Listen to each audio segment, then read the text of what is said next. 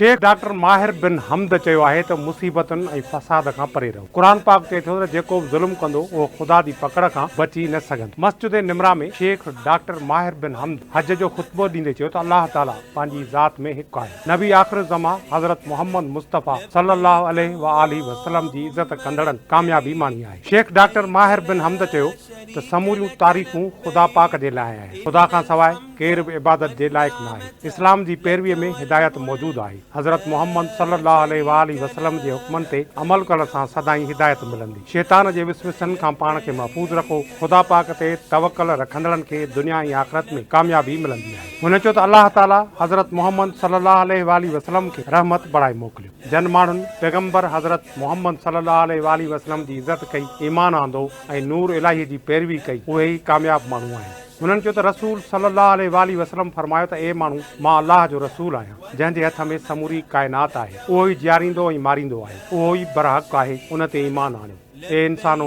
अल्लाह खां डिॼंदा रहो ऐं उन ॾींहं खां डिॼो जंहिं ॾींहुं पीउ पुट जी ऐं पुट पीउ जे कमु न ईंदो। बेशक अल्लाह जो वाइदो सचो आहे। तव्हांखे दुनिया जी चिमक ऐं शैतान दोखे में न विझी छॾी। ख़ुतबे में चयो वियो त जेको मुतक़ी आहे उनखे दुनिया ऐं आख़िरत में बहितरीन अंजाम मिलंदो। अल्लाह ताला फरमायो आहे त हू मुतक़ी माण्हुनि खे फलाह सां निजात ॾींदो आहे।